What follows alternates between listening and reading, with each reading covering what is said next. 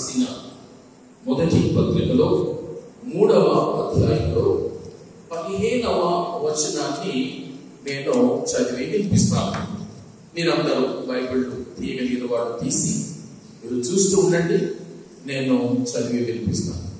ఈలోగా అందరూ కూడా ఒక క్రమంలో, ఒక ఆర్డర్లో మనసు ఇక్కడ పెట్టి ఒక గంట అటు ఇటు దేవుని వాక్యాన్ని వినడానికి సిద్ధపడదాం.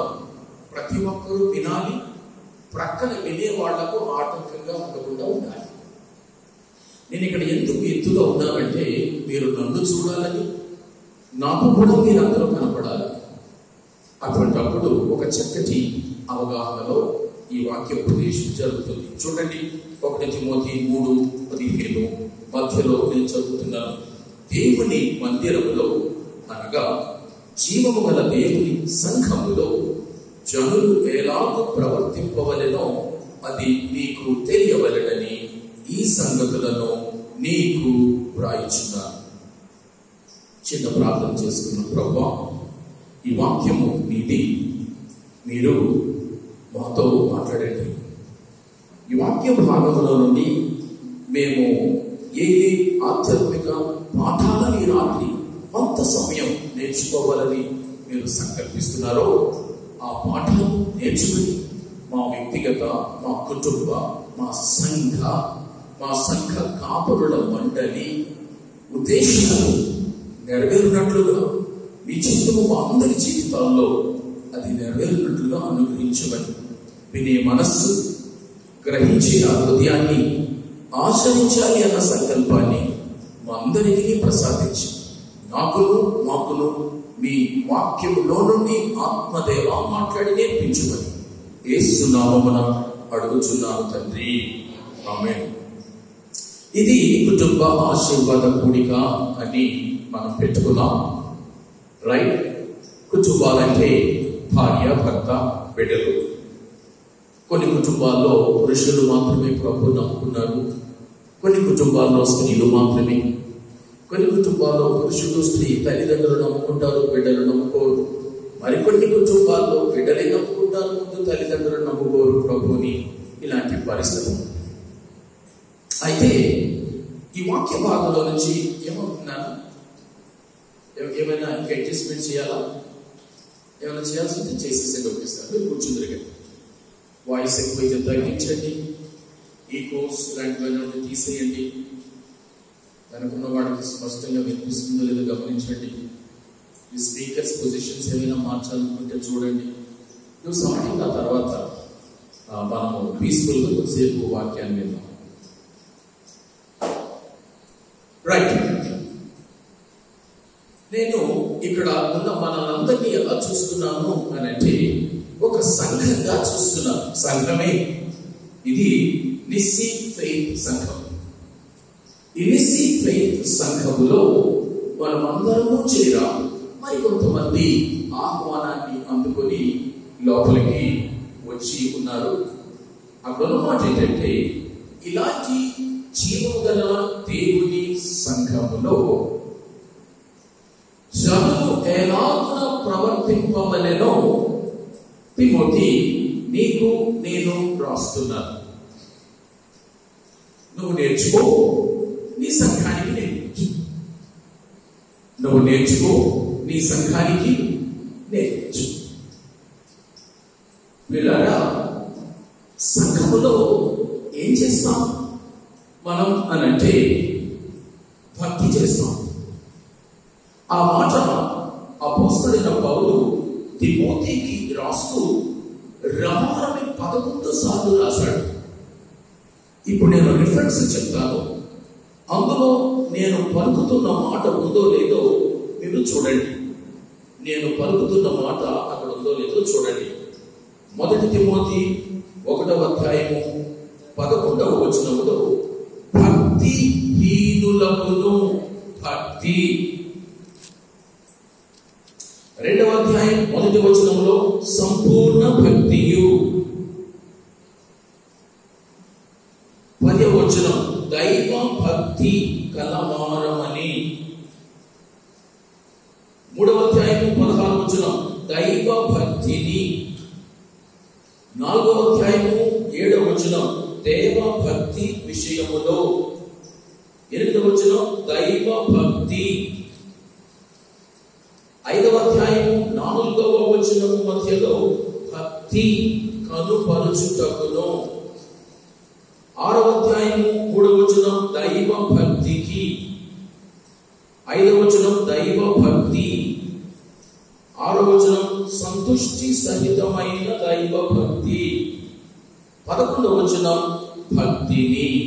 మొత్తం నేను అటు ఇటు కదులుతాను, వాయిస్ రికార్డ్ అవుతుంది, తొందర ఏమీ లేదు.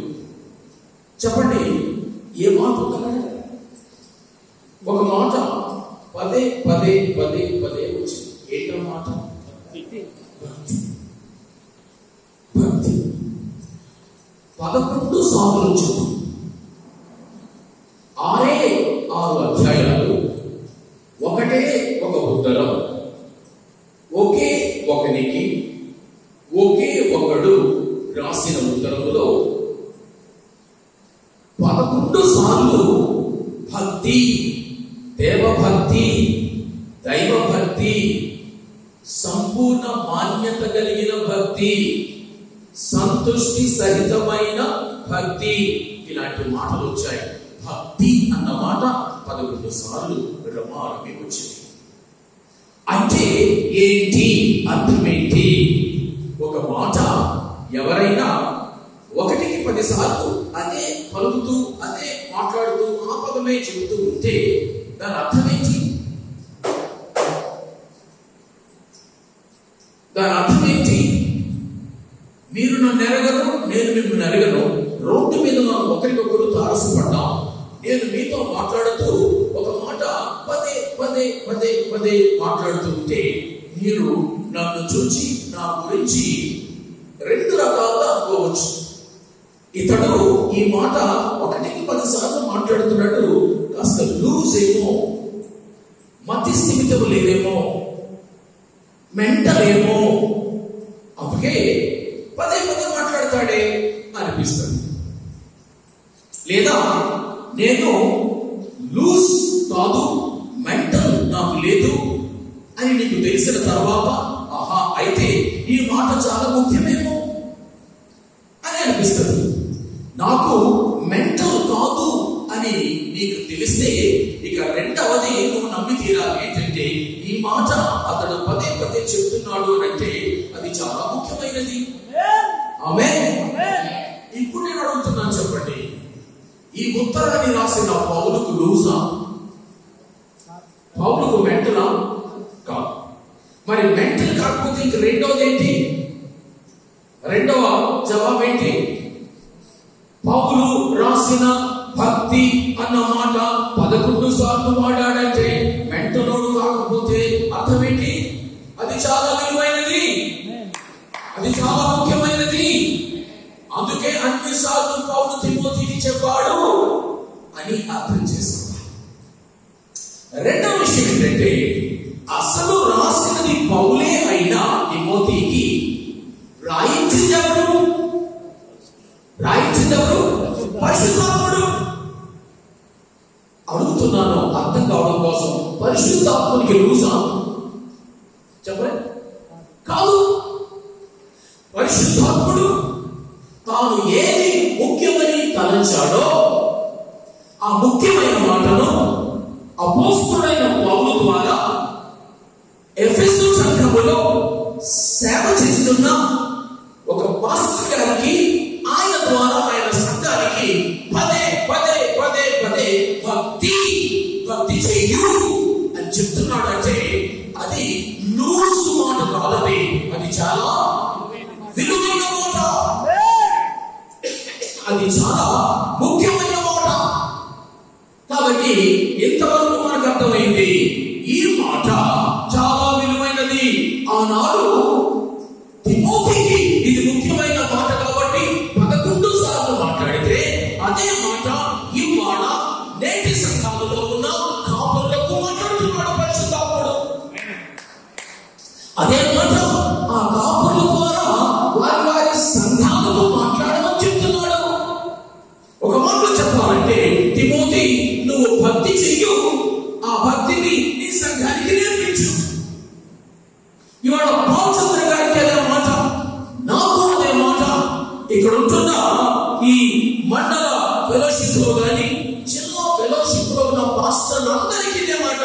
పాస్టర్ గారు నువ్వు భక్తి చెయ్యు, నీ సంఘానికి భక్తి చెయ్యలేము.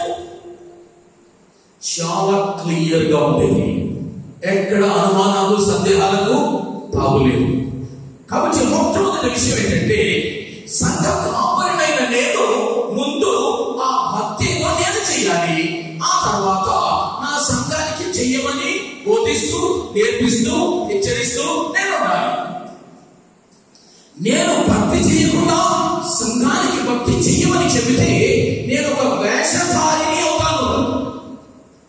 ఇది కన్నా ప్రపంచ క్రైస్తవ సంఘాలలో, మెదక్ జిల్లాలో ఉన్న సంఘాలలో, స్థానిక సంఘాలలో ఏ పాస్టర్ గారైతే తాను భక్తి చేయకుండా సంఘాన్ని మాత్రమే చెయ్యు అని అంటారో ఆయన వేషధారి.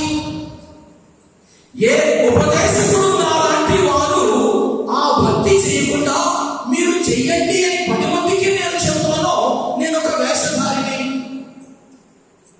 కాబట్టి క్రైస్తవ విలువలు ఎంత భిన్నమైనవో అని అంటే, ఇదిగో నేను ఎలా ఉంటే మీకు ఎందుకు, నేను చెప్పింది వినండి, మీకు మంచిగా చెప్తున్నాను కదా, నేను మంచిగా ఉండకపోతే మీకు అవసరమా?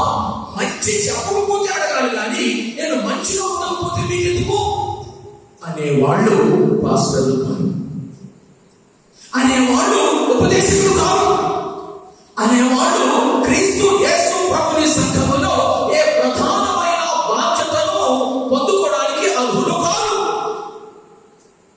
అందుకే ఈ రాత్రి వేళ ఒక స్పష్టమైన పాఠాన్ని మనం నేర్చుకున్నాం.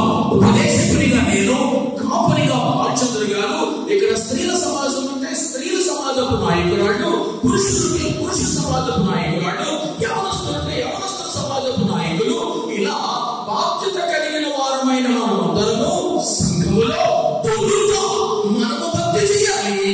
ఆ తర్వాత మనం ఎవరికైతే నేర్పిస్తున్నామో వారి చక్క చేయించాలి. హల్లెలూయా! ఇది బైబిల్ క్రమము, ఇది వాక్య క్రమము, ఇది పద్ధతి. ఇక్కడ భార్య భర్త బిడ్డలు కుటుంబంగా రక్షించబడిన వారు మన మినిస్ట్రీ మెదకులో ఉండినట్లయితే, నీవు నీ ఇంటికి యజమానుడు. ఓ స్త్రీ, నువ్వు నీ ఇంటికి యజమానురాలవు. మీరిద్దరూ ప్రభువును నమ్ముకున్నారు కాబట్టి మీ పిల్లలకు మీరు భక్తి నేర్పాలి. మీ పిల్లలకు మీరు భక్తి నేర్పే ముందు ఆ భక్తిలో భార్య భర్త, ఓ తల్లి తండ్రి మీరు చేయాలి. మీరు చేయని భక్తిని మీ పిల్లలకు నేర్పలేరు, నేను చేయని భక్తిని నా సంఘానికి నేర్పలేను. అలా నేర్పడానికి ప్రయత్నిస్తే నేను దేవుని దృష్టిలో పక్కా వేషధారిని అవుతాను. అందుకని ఇంతవరకు మనం ఎలా ఉన్నామో మేము అలా ప్రక్కన పెట్టి ఈ మాట నుంచి ఒక నిర్ణయాన్ని ఉందాం. దేవా, నేను భక్తి చేస్తూ నా క్రింద ఉన్న వారికి, నాకు ఇచ్చిన కుటుంబానికి, నాకు ఇచ్చిన సంఘానికి, సంఘంలో నాకు ఇచ్చిన బాధ్యతలు అప్పగించిన వారికి నేను భక్తిని ఆదర్శవంతంగా మాదిరిగా ఉంటూ చేస్తూ చేయమంటాను, నేర్చుకుంటూ నేర్పిస్తాను అన్న తీర్మానంలోనికి మనం అందరూ రావాలా. నువ్వు పరిపూర్ణుడవు కావు. వాళ్ళు 100 పాటు భక్తి చేసేస్తున్న వాళ్ళగా ఉండవు, అవసరం లేదు. మనం నిరంతరము ఎదుగుతూ ఉంటాం. అయితే నేర్చుకుంటూ నేర్పించాలి, బోధిస్తూ ఉపదేశించాలి, ఉపదేశిస్తూ నేర్చుకోవాలి, నేర్పిస్తూ నేర్చుకోవాలి.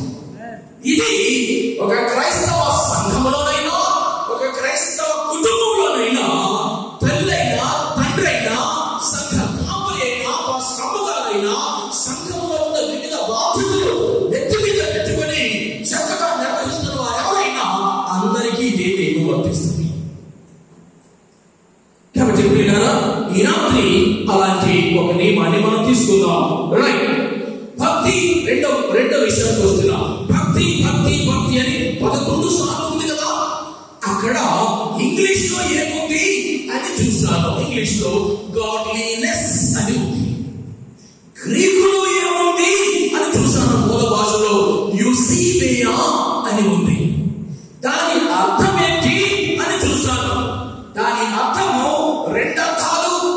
తెలుగులో ఇక్కడ భక్తి భక్తి అని ఒక మాట రాసేశారు కానీ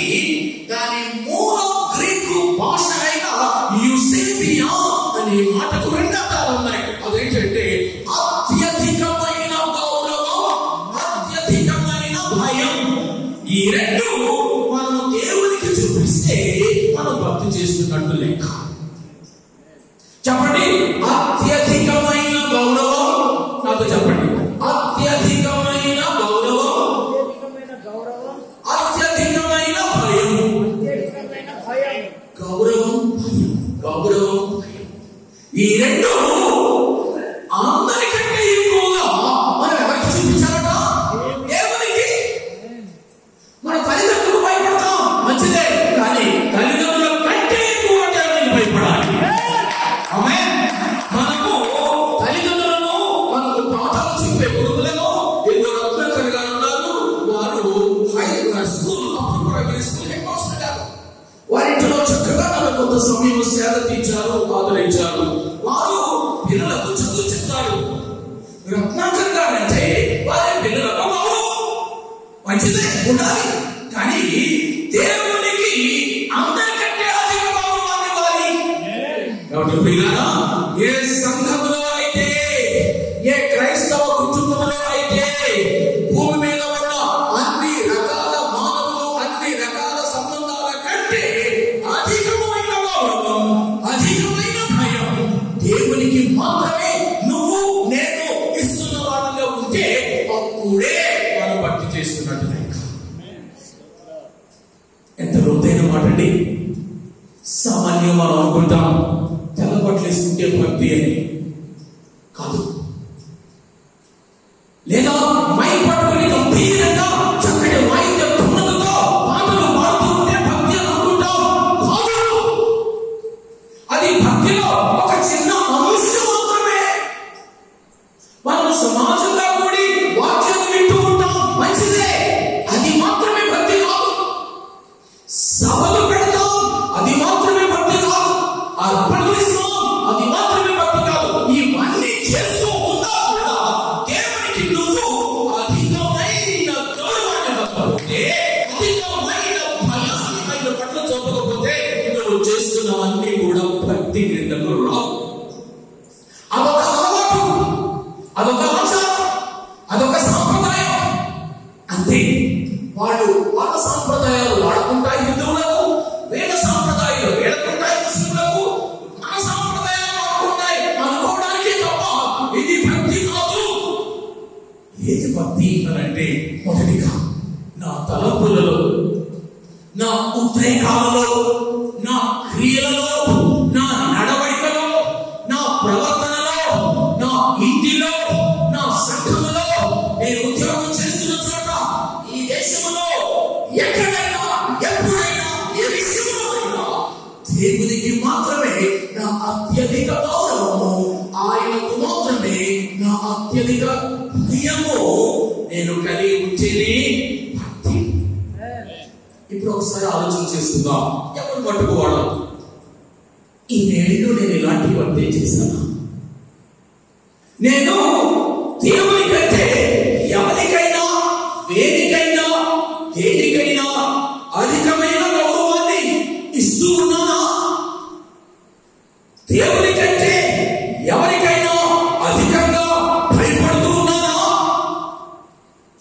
అది కనుక జరిగి ఉంటే, జరుగుతూ ఉంటే నువ్వు భక్తి మార్గంలో లేవు. ప్రేమ దేవుడు పెట్టారా? ఈ రాత్రి వేళలో ఇది మొదలుకొని ఎప్పుడైనా 1 తిమోతి చదివినా, మరి ఏ పత్రిక చదివినా, ఎక్కడైనా భక్తి అన్న మాట నీకు తగిలితే దాని అర్థం వెంటనే ఎక్కడ గుర్తుకు రావాలి? అదేంటంటే, నేను అధికమైన గౌరవాన్ని, అధికమైన భయప్రభక్తులను దేవుడికి కాక మరి ఎవరికైనా ఇస్తున్నానా? ఇస్తే నాది భక్తి కాదు అన్న స్పష్టమైన నిర్ణయానికి రావాలి. ఇంతవరకు ఎలా జరిగిందో ఏమో, కానీ ఇది మొదలుకొని మన జీవితంలో ఈ అసలు సిసలు అర్థవంతమైన భక్తిని తెలియజేసే వరవడి, క్రమం, విధానం మన జీవితాల్లో, పరిచర్యలో రావాలి. రైట్. అసలైన విషయాన్ని నేను వస్తున్నాను. ఇలాంటి భక్తి చేసేవాడు ఎలాంటి భక్తి? దేవునికి మాత్రమే అధిక గౌరవ ప్రపత్తులను, భయ ప్రపత్తులను చూపించు. ఈ మీలో, నాలో, సంఘములో, మన ఇంటిలో ఏమేమి ఉండాలి? ఉంటాయి. భక్తి చేసే వారిలో ఏమేమి కనబడతాయి? నిద్ర వస్తుందా? వింటున్నారా? నన్ను చూడండి, నేను మీకు నిద్ర రాకపోతే నేను ముగించేస్తాను. జాగ్రత్త వినండి.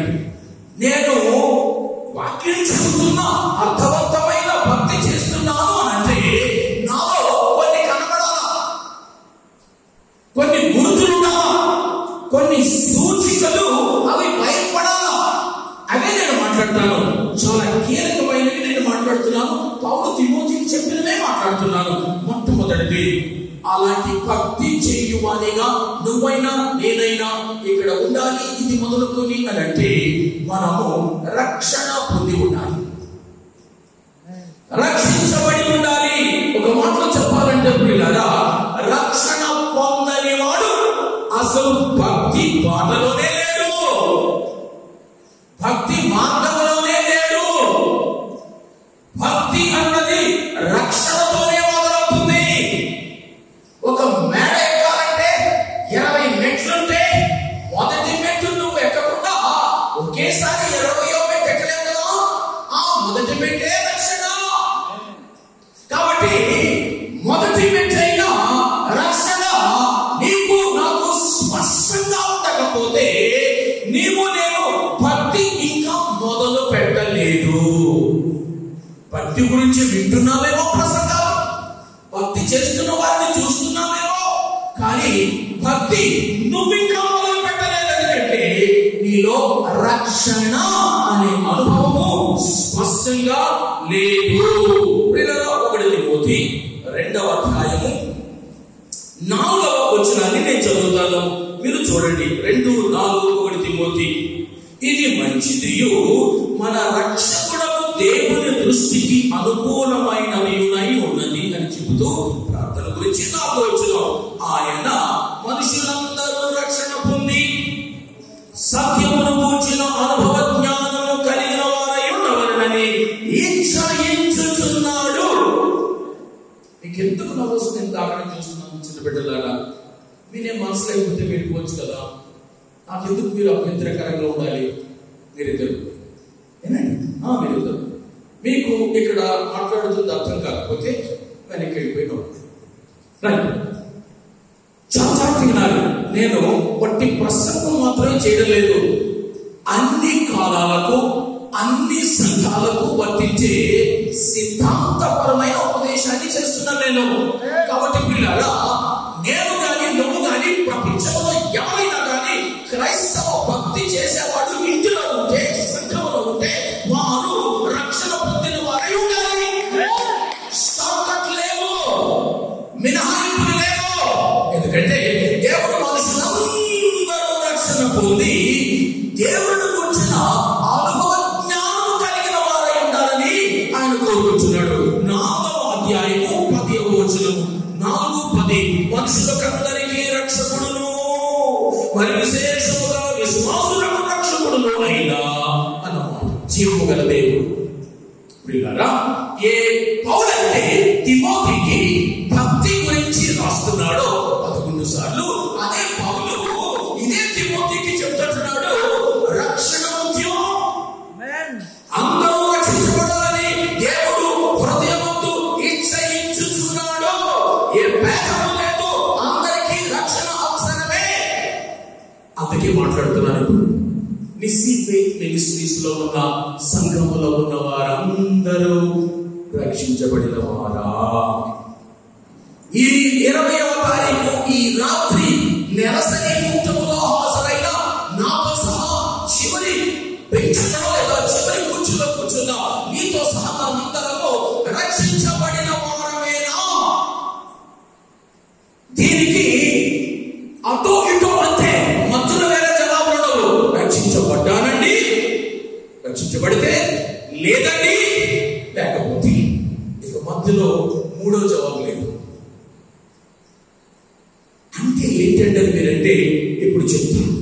రక్షణ అంటే ఏంటో బైబిల్ చెప్పిందే చెప్తాం.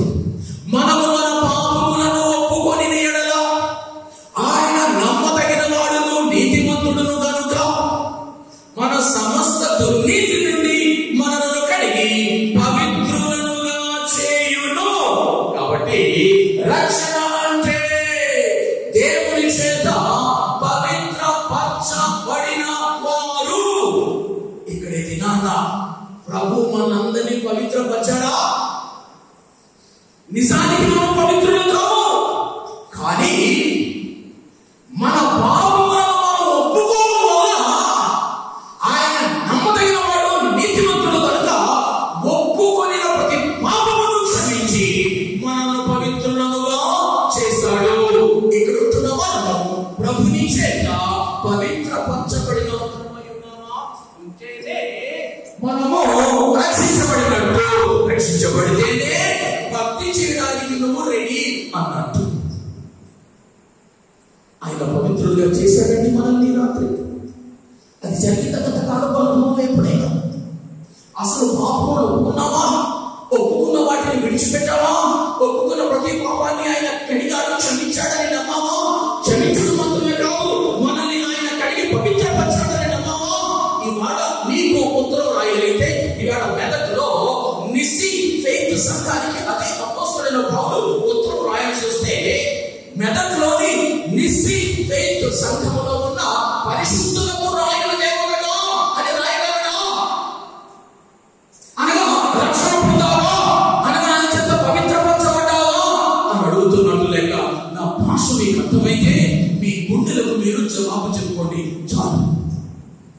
రెండవ నిర్వచనం చెబుతుంది బైబిల్, తన్ను ఎంత అంగీకరించినో వారందరికీ, అనగా తన నామమందు విశ్వాసం ఉంచిన వారందరికీ ఆయన పిల్లలు అవుటకు ఆయన అధికారము అనుగ్రహించెను. దేవుని పిల్లాడివి అయ్యావా? దేవుని కొడుకువి కూతురువి అయ్యావా? ఆయనను అంగీకరించడం ద్వారా అవ్వకపోతే నువ్వు రక్షణ పొందలేదు. రక్షణ పొందకపోతే నువ్వు చేసేది భక్తి కాదు. ఎక్కడున్న ఎవరి బిడ్డలు తెల్లటి వస్త్రాలు ధరించుకొని నేను వస్తున్నప్పుడు కోయిలో నిలబడి పాడిన ఈ యవన కుమార్తెను నేను అడుగుతున్నాను, మీ మీద నాకున్న ఆ ప్రత్యేకమైన భావాన్ని బట్టి మీరు రక్షించబడారా?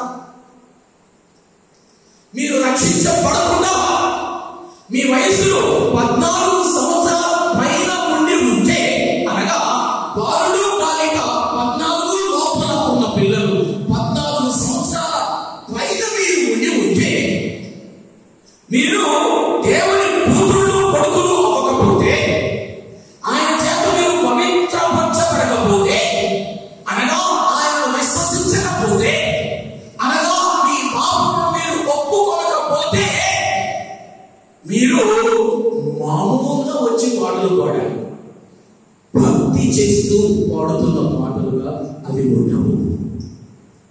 పిల్లగా మీకంటే మనకంటే చాలా మధురమైన స్వరాలతో ఒక క్రైస్తవ పాట రాసించి నేర్పించి పాడవో పడిపడుతున్నారు బయట.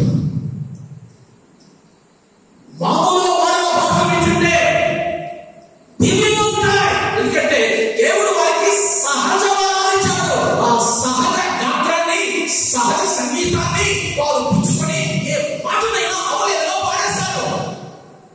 కానీ భక్తి చేస్తూ పాడుతున్నారా అని ప్రశ్నిస్తే కాదు, మీరు అంతే, మీరు మీరనే కాదు, ఇక్కడ ఎవరున్నా ఆ రక్షణను స్వయంగా అనుభవించకపోతే నువ్వు అలవాటుగా పాడుతున్నావు, యేసయ్యని ఇష్టమై పాడుతున్నావు, పాటలంటే నచ్చి పాడుతున్నావు, పాస్టర్ పాడుకుని అవకాశం ఇచ్చారు కాబట్టి పాడుతున్నావు. కానీ నీ గుండెను ఇలా లోపల తడిగి చూసుకుంటే నువ్వు దేవుని కూతురు అయ్యావా? నువ్వు దేవుని చేత పవిత్రుడుగా తీర్చబడ్డావా? ఇది చాలా ప్రాముఖ్యం. అది లేకుండా మీరు కేవలం పాడితే, అది లేకుండా మీరు కేవలం ప్లే చేస్తే, అది లేకుండా మీరు కేవలం ఆయా పనులు బాధ్యతలు మీటింగ్ బాధ్యతలు భుజానికి ఎత్తుకుంటే మీరు భక్తి కలిగి చేస్తున్నట్టు కాదు, మీకు ఇష్టం కలిగి చేస్తున్నారు. మీరు మసీదులో ఈ పని చేయరు, మీకు ఆ బ్యాక్గ్రౌండ్ లేదు. మీరు హిందూ టెంపుల్లో ఈ పని చేయరు, మీ బ్యాక్గ్రౌండ్ అది కాదు. మన బ్యాక్గ్రౌండ్ క్రైస్తవ బ్యాక్గ్రౌండ్ కాబట్టి గుడి వరకు వస్తాం, ఇక్కడ పని చేయకపోతే ఎక్కడ పని చేస్తాం, ఇక్కడ కుర్చీ లేకపోతే మసీదులో వేస్తావు, ఇక్కడ నువ్వు చావులు చెప్పకపోతే నువ్వు హిందూ టెంపుల్ భక్తికి ఇక్కడ భక్తికి వేరు. అది వేరు, ఇది వేరు. కాబట్టి ప్రియులారా, మొదట నువ్వు దేవుని కొడుకు కూతురు అవ్వాలి, ఆయన చేత పవిత్రీకరించబడాలి. మూడోది కూడా చెప్తున్నాను, నమ్మి బాప్తిస్మము పొందువాడు రక్షించబడను, నమ్మని వాడికి శిక్ష విధించబడను. నమ్మవా? బాప్తిస్మం పొందావా? జవాబు చెప్పలేకపోతే నువ్వు రక్షించబడినట్టు కాదు. నమ్మడం అంటే ఏమని నమ్మాలి? నేను పాపిని అని నమ్మాలి, ఆయన రక్షకుడు ప్రభు అని నమ్మాలి, ఆయన నా కోసం ప్రాణం పెట్టాడని నమ్మాలి, నేను ఒప్పుకున్న ప్రతి పాపాన్ని ఆయన శిలువలో కార్చిన రక్తంతో కడుగుతున్నాడు, కడిగాడని నమ్మాలి. అసలు నా కోసమే ఆయన ఈ లోకానికి పాప ప్రాయశ్చిత్తం చేయడానికి శరీరధారిగా వచ్చాడని నమ్మాలి. ఈ నమ్మిక నీలో జరిగితే అప్పుడు నువ్వు దేవుని కూతురు అవుతావు. ఈ నమ్మిక నీలో జరిగితే నువ్వు పవిత్రీకరించబడతావు. ఈ నమ్మిక నీలో జరిగితే బాప్తిస్మం ద్వారా నువ్వు దేవుని ఇంటిలోనికి, సంఘంలోనికి, కుటుంబంలోనికి ప్రవేశిస్తావు. ఇది జరగకపోతే కేవలం ప్రభు అంటే నీకు ఇష్టమై, పాస్టర్ గారంటే ఇష్టమై, బస్కమ్మ గారంటే ఇష్టమై, ఇక్కడ వచ్చిన అబ్బులు ఆంటీలు అంటే ఇష్టమై, ఈ చెల్లెళ్ళు అన్నలు తమ్ముళ్ళు అంటే ఇష్టమై, ఆదివారం గుడికి వెళ్ళకపోతే నేను క్రైస్తవులని అనుకోనేమో అని అనుకుని రావడమే తప్ప రక్షణ పొందిన వాడవై దానవై కడుగబడి పవిత్రపరచబడి బాప్తిస్మం ద్వారా దేవుని సంఘములో ఇంటిలో చేర్చబడి ఆయనను దేవునిగా ప్రభునిగా, ఆయనను కాదు ఆయనను మాత్రమే దేవునిగా ప్రభునిగా కలిగి అప్పుడు నువ్వు యూనిఫామ్ లో చేరబడి పాడుతావు. అప్పుడు నువ్వు చక్కటి వాయిద్యాలు వాయించు, అప్పుడు ఉపదేశించు, అప్పుడు సంఘములో వివిధ బాధ్యతలు తీసుకో. నువ్వేం చేస్తున్నావు తెలుసా? భక్తి చేస్తున్నావు అని అర్థం. కాబట్టి రక్షణ లేకపోతే భక్తి లేదు. పిల్లరా, ఏంటంటే ఇలా మాట్లాడుతున్నారు? బైబిల్లో ఉన్నది నేను మాట్లాడుతున్నాను. అది బైబిల్లో ఉండడమే కాదు, చెప్పడమే కాదు, నా కుటుంబంలో నా ఇంటిలో ఏం జరిగిందో, ఏమి దేవుడు నేర్పించాడు అదే చెప్తున్నాను. ఇదే సిటీలో, హైదరాబాద్ లో 2016 సంవత్సరము సెప్టెంబర్ నెలలో నేను, నా భార్య, అప్పుడే టీనేజ్ లోనికి ప్రవేశించిన నా 7 కుమార్తెలు పెద్ద పిల్లలయ్యారు. ఎర్లీ టీనేజ్ లో ఉన్నారు, 13, 14 ఆ సంవత్సరాలు. మీటింగ్కి వెళ్ళొచ్చాం. ఏ మీటింగ్కి వెళ్ళామో తెలుసండి మేము? ఒక బస్కమ్మ గారు, వారికి పెళ్ళై 10 ఏళ్ల తర్వాత కొడుకు పుట్టాడు. 10 ఏళ్ళకి ఆ అబ్బాయికి 14 ఏళ్ల వయసు వచ్చింది. అంటే పిల్లవాడు వయసు దాటుతున్నాడు, టీనేజ్ లోకి వచ్చాడు, యంగ్ బాయ్ గా కౌమార దశలోకి వచ్చాడు.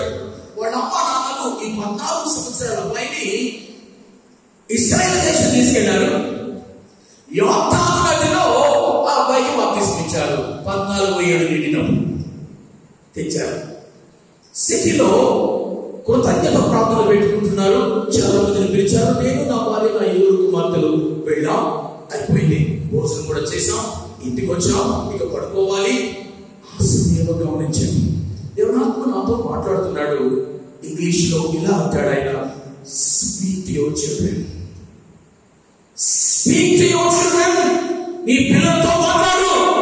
అధికారము తొలగించే మాట దేవుని స్మరణ.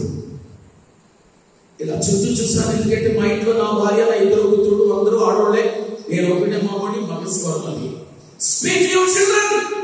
రెండోసారి అదే స్వరం గట్టిగా నాకు అర్థమైపోయింది, కాంటెక్స్ట్ అర్థమైపోయింది. 14 సంవత్సరాలు నిండిన శామ్యూల్ అనే అబ్బాయి బాప్తిస్మం నమ్మి బాప్తిస్మం పొంది ఇంటికి వచ్చే తల్లిదండ్రులు మీటింగ్ పెట్టుకుంటే ఆ మీటింగ్ కి పాస్టర్ గారు ఆయన, నేను, నా భార్య, నా 7 కుమార్తెలు వెళ్ళి వస్తున్నాం. ఆ కాంటెక్స్ట్ లో మాట్లాడుతున్నాడు దేవుడు. ఓడగొట్టించిందని, నీ పిల్లల సంగతి బాబు అని మాట్లాడుకుని పిల్లలతో అని గర్తించే ఆయన స్వరాన్ని నేను విన్నప్పుడు నాకు అర్థమైపోయి, ఇలా ఇటు టేబుల్ తోట నేను కూర్చున్నాను. 2 కుర్చీలు నా ముందు వేసి నా 2 కుమార్తెలు కూర్చోబెట్టాను. నా భార్యతో చెప్తున్నాను, మా పిల్లలతో మాట్లాడమంటున్నాడు దేవుడు, నువ్వు ఆ గదిలోకి వెళ్ళి ప్రార్థన చెయ్యన్నాను. రాత్రి కూర్చొని 2 కుమార్తెలకు సువార్తను చెప్పాను 30 నిమిషాలు. రాత్రికి రాత్రి నాకు తెలియదు అలా చేస్తానని. నా భార్యకి తెలియదు, నా పిల్లలకు అంతకంటే తెలియదు, ఎవరికి తెలియదు. But God knows. దేవుడు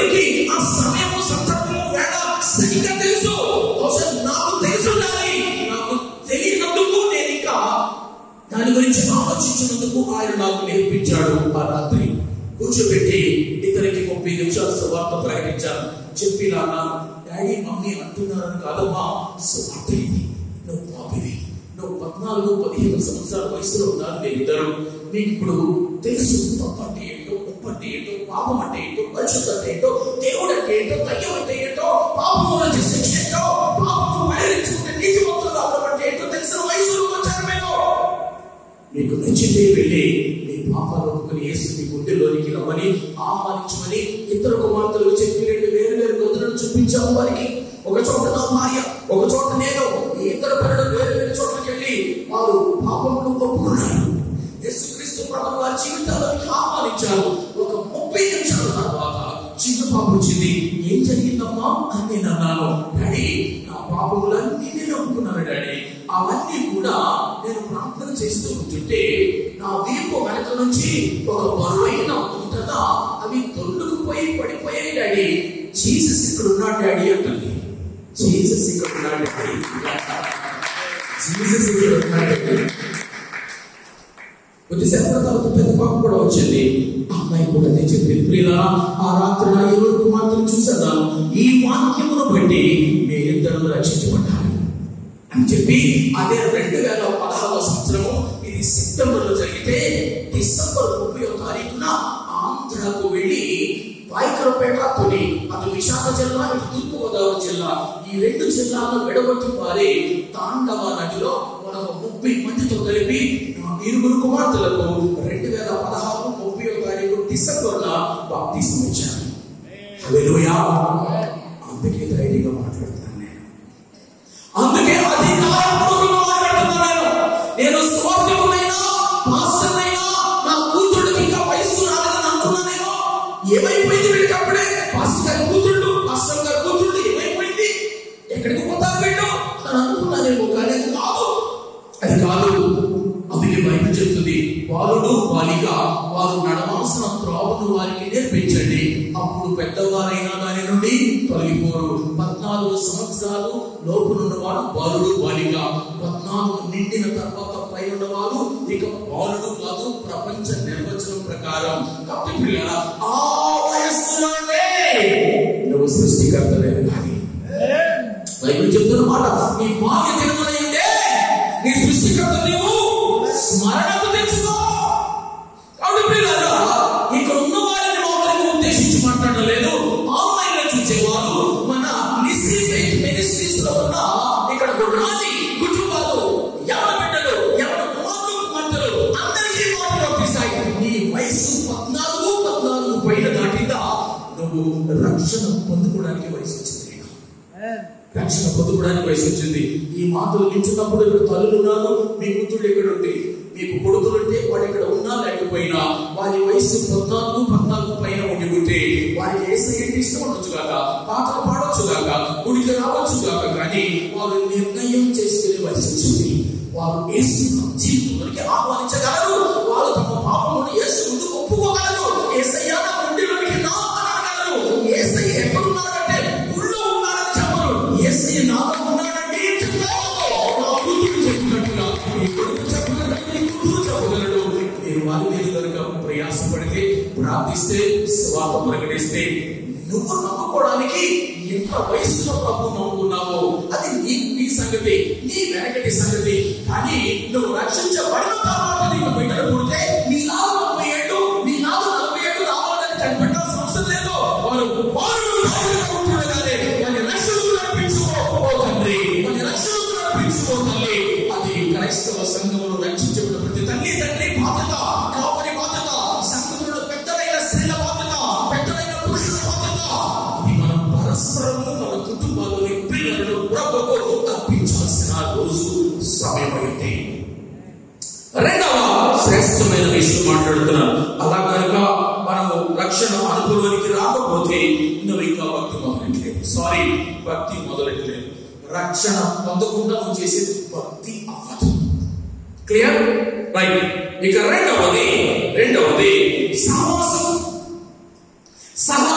మన భక్తిలో విధిగా ఉండవలసిన రెండవ శ్రేష్టమైన లక్షణం సహవాసం. ఇదే పౌలు ఆ ప్రక్క పేజీలో తిరిగేస్తే హెబ్రీయులకు రాసిన పత్రిక 10వ అధ్యాయంలో 24వ వచనంలో ఒక మాట అంటాడు. 10:24 హెబ్రీయులు. కొందరు మానుకొనుచున్నట్లుగా మీరు సమాజంగా కూడుకొనుట మానొద్దు. సమాజముగా అనగా సహవాసముగా అనగా సంఘముగా కూడుకొనుట మానకండి. పిల్లరా, ఆదివారము సమాజముగా సంఘంగా సహవాసం కోసం కూడుకుంటున్నాం. ఫైన్, ఇది కూడా అదే. ఇవాళ ఇక్కడ మనం కూడుకున్నది కూడా సంఘ సహవాసమే. ఇలాంటి సహవాసములను నిర్లక్ష్యం చేయకూడదు. నీకు కాపరికి పిలుపు ఇస్తే ప్రార్థన పూర్వకంగా నీకు ఇప్పటికీ రమారమి 15-16 నెలల నుండి జరుగుతుంటే ప్రతి నెల 20వ తారీఖున ఒక పెద్ద ఎత్తున వేరే చోట మన సంఘానికి ఇతర సంఘాలు ఉన్న వారికి మన అయ్యగారు ఒక ఆధ్యాత్మిక సహవాస సభను పెడుతున్నారంటే రావాలి. చిలుగులు పడితే మానేస్తావా? ఏమండి, కాస్త తరుణం వస్తే మానేస్తావా? ఇదేమి ఆదివారం కాదు కదా అని మానేస్తావా? నువ్వెందుకు మానేస్తున్నావు తెలుసా? నువ్వెందుకు మానేస్తున్నావు చెప్తాను నేను. అయితే నీకు రక్షణ లేకుండా ఉండాలి. అందుకే సహవాసం నీకు లైట్ అనిపిస్తుంది. నువ్వు రక్షించబడిన తర్వాత కూడా సహవాసాన్ని నీకు నచ్చినట్టుగా పెడతావు, నచ్చకుండా మానేస్తున్నావు అంటే నీకు రక్షణ మాధుర్యాన్ని ఎరగకుండా ఉన్నావు, సహవాస మాధుర్యాన్ని రుచించకుండా ఉన్నావు. అందుకే నా ఉన్నావు.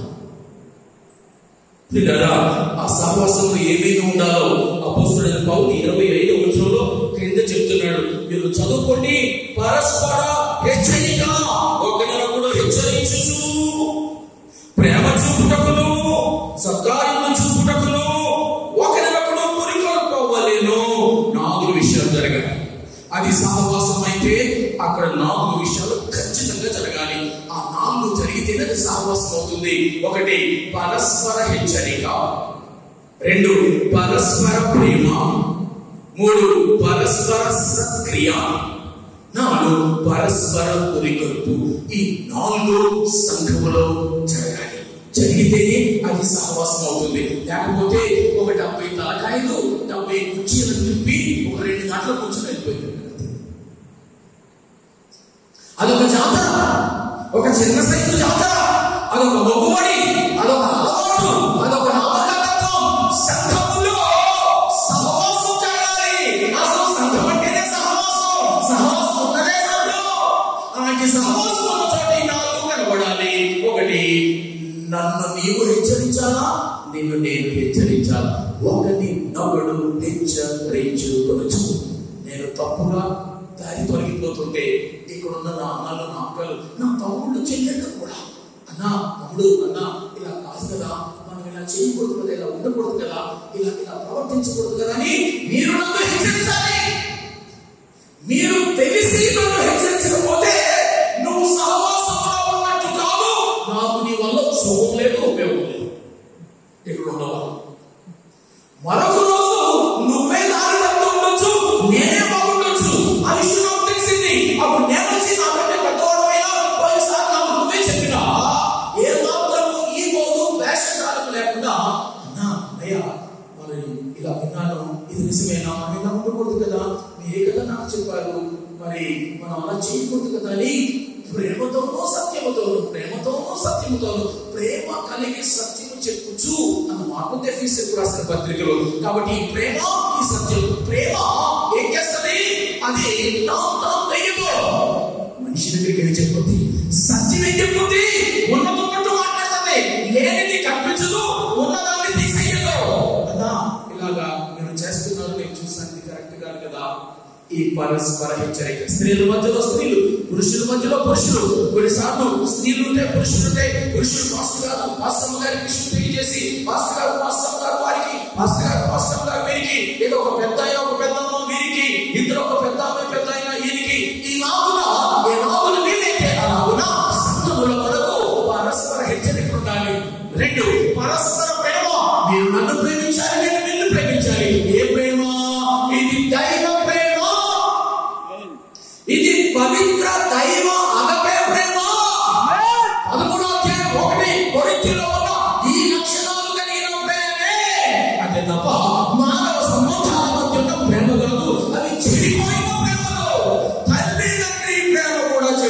ప్రేమ, భార్య భర్త ప్రేమ చెడిపోయింది, తల్లిదండ్రులు బిడ్డలు తల్లిదండ్రులు చెడిపోయిన ప్రేమలు. అయ్యయ్యో, ఈ మధ్య కాలంలో వింటుంటే తండ్రులు ఇలా ఉంటారా, తండ్రులు ఇలా ఉంటారా, భార్య ఎలా ఉంటుందా, ఎక్కడైనా భర్త ఇలా ఉంటాడా, కొడుకులు కూతుళ్ళు వినడానికి మాట్లాడుకోవడానికి వీలు కానీ చెడిపోయిన ప్రేమలు. అలాంటి ప్రేమలో సంఘంలో ఉండడానికి వీలేదు. సంఘంలో ఉండాల్సిన ఒకే ఒక ప్రేమ, అది దైవ ప్రేమ. దేవుడు నిన్ను ఎలా ప్రేమించాడో నేను నిన్ను అలా ప్రేమించాలి, నువ్వు నన్ను అలా ప్రేమించాలి. పరస్పరము దైవ ప్రేమతో ప్రేమించుకోవాలని సంఘంలో ఉండాలి, సహవాసంలో ఉండాలి. మూడవది పరస్పర సక్రియ. నేను అవసరపడ్డాను, నా దగ్గర అది లేదు కానీ నీ దగ్గర ఉంది, నేను అవసరంలో ఉన్నానని వెలిగావు, నువ్వేం చేయాలి? ఒక చిన్న సక్రియ చేయాలి. స్కూల్ తెరిచే టైం వచ్చింది, ఎక్కడో వెళ్ళిపోతున్నారు. ఉదాహరణ చెప్తున్నా నేను. పాస్టర్ గారు ఎవరో కుటుంబం ఇంటికి విజిట్కి వెళ్ళారు. ఏమో పిల్లలేంటి ఇంకా ఇంట్లో ఉన్నారు, స్కూల్కి పంపలేనా అని అడిగారు. పంపిస్తాను అయ్యారు తొందరలోనే అని అన్నదామే. తొందరలో పంపించడం ఏంటమ్మా, స్కూల్స్ తెరిచేశారు, మా పిల్లలు పంపించాము, అందరి పిల్లలు వెళ్ళిపోతున్నారు, ఎందుకున్నారు, అసలు విషయం ఏంటమ్మా? వెళ్ళలేదు పాస్టర్ గారు, పంపించడం కాదు అసలు విషయం చెప్పాం. ఏంటంటే ఇద్దరు పిల్లలు కదండి, ఇంకొక పిల్లకు ఫీజు డబ్బులు రావాలండి, వచ్చిన తర్వాత పంపిస్తాను అన్నదనుకో. అప్పుడు ఒకవేళ పాస్టర్ గారు ఆ స్థానంలో నువ్వు ఎవరైనా మీ పిల్లలు జాయిన్ చేసుకొని పైసలు మిగిలి ఉంటే నువ్వు వచ్చినప్పుడు నాకు ఇందుకు వెళ్ళి ముందు పిల్లలకు ఫీజు కట్టి స్కూల్ పంపించు, పాఠం కొత్తవాడు వెనక పడిపోతాడు కదా అని నువ్వు చెయ్యకపోతే నువ్వు సహవాసంలో లేవు. ఆ సక్రియ సంఘంలో ఒకరికొకరు చేసుకోవాలి. రేపొద్దున నాకే అవసరం పడుతుంది, నువ్వే నాకు సక్రియ చేయాలి, ఒకరికొకరు సక్రియ చేసుకోవాలి. సత్క్రియ గమనించడం వేరే, సక్రియ. సత్ అంటే మంచి, సత్ అంటే సత్యము, సత్యమైన మంచి క్రియ. నాకు పనిపడినప్పుడు నువ్వు చేయాలి, నీకు పనిపడినప్పుడు నేను చేయాలి, పరస్పరం చేసుకోవాలి. ఇక్కడ వ్యక్తిగత సహవాసం అంటే ఆ సహవాసం కాంటెక్స్ట్ లోనే అపోస్తలుడైన పౌలు హెబ్రీయులకు విశ్వాసులకు రాస్తున్నాడు 10వ అధ్యాయంలో 4వ చివరిది పరస్పర పురికొల్పు. నేనైతే దిగులుగా ఉన్నాను, డేగా పడిపోయాను, దిగులుగా ఉన్నాను, కూర్చున్నాను, ఆ విషయం నీకు తెలిసింది, నువ్వు నాకు పురికొల్పాలి. ఏమైంది నాయన, ఎందుకు అలా ఉన్నావు కూడా, చెల్లి అక్క ఏమైంది చెప్పు, నేను ఉన్నాను, మన అయ్యగారు ఉన్నారు, సంఘం ఉంది, ఎందుకలా ఉన్నావు, ప్రభు ఉన్నాడు అని నువ్వు ధైర్యపరచాలి. ఆ వ్యక్తి ఎందుకు కృంగిపోతున్నాడో నువ్వు గ్రహించాలి. పిల్లరా గ్రహించి నువ్వు ఒక చిన్న పురికొల్పంటే ఏం కదండి, వారి భుజం మీద ఎలా తట్టగలిగేది. నేనున్నాను కదా, నేను వస్తాను కదా, నేను ప్రార్థన చేస్తాను, సంఘం అంతా ప్రార్థన చేస్తుంది, నీకు నేను తోడుంటాను, పూర్తయ్యే వరకు నేను ఉంటాను కదా నీ దగ్గర. ఆ అవసరతను బట్టి ఆ వ్యక్తిని నువ్వు పూరికొల్పకపోతే నువ్వు సహవాసంలో లేవు. సంఘంలో దేవుడు ఈ 4 పంపించున్నాడు. నువ్వు ఇంటిలో చేస్తావు, కొన్నిసార్లు సంఘంలో చెయ్యవు. సంఘంలో చేయాలి, ఇంటిలో చేయాలి. అది నీ ఇల్లు, సంఘము దేవుని ఇల్లు. చేస్తున్నావా ఇది? ఈ 4 పరస్పర హెచ్చరిక, పరస్పర ప్రేమ, పరస్పర సక్రియ, పరస్పర పురికొల్పు చెప్తున్నాను. మరండి మిస్సీ ఫెయిత్ మినిస్ట్రీ సంఘాలలో కనుక కాన్షియస్ గా ఈ 4 జరగకపోతే అక్కడ సహవాసం లేదు. కాబట్టి పిల్లరా ఇలాంటి సహవాసాన్ని మనం కలిగి ఉండాలని ఇవాళ నేర్చుకుంటున్నాం. ఇక 3వది వేగంగా మీ దగ్గరకు 3వది తీసుకొస్తాను. పిల్లరా 3వది ప్రార్థన. ప్రార్థన ఇక్కడ చూడండి, అపోస్తలుడైన పౌలు తిమోతికి రాస్తూ 2వ అధ్యాయం 1 తిమోతి 2వ వచనంలో పైన చెబుతూ సంపూర్ణ భక్తియు మాన్యతయు కలిగి నెమ్మదిగాను సుఖముగాను బ్రతుకు నిమిత్తము అన్నిటికంటే ముఖ్యముగా మనుషులందరి కొరకును, రాజుల కొరకును, అధికారులందరి కొరకును విజ్ఞాపనములను, ప్రార్థనలను, యాచనలను, కృతజ్ఞతాస్తుతులను చేయవలెనని హెచ్చరించుచున్నాను.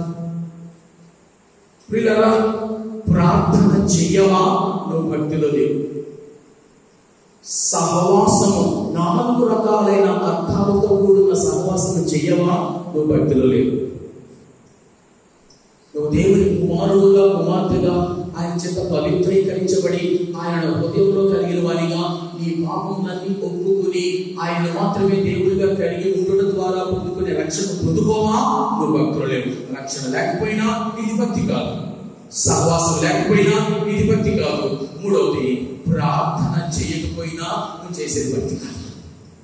ఎందుకు చెప్తారు? ప్రార్థన అంటే మనకందరికీ అర్థమయ్యే భాషలో ఏంటి అని అంటే, మనము మన దేవునితో మాట్లాడుకోవాలి.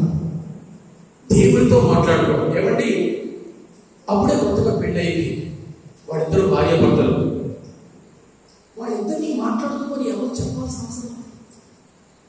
వాళ్ళిద్దరినీ మాట్లాడుకోమని ఎవరు చెప్పాల్సిన అవసరం లేదు. ఎందుకంటే వారికి కొత్తగా పెళ్ళయింది, వారు మాట్లాడుకుంటారు. వారు భార్య భర్త అయ్యారు, ఒకరి గురించి ఒకరికి తెలియదు, వారు మాట్లాడుకుంటారు. అది సహజం. ఎవరైనా ఇద్దరు ప్రేమించుకుంటున్నారో అనుకోండి, మీరిద్దరు మాట్లాడుకుంటున్నారా అనాల్సిన పర్లేదు, మాట్లాడుకుంటారు.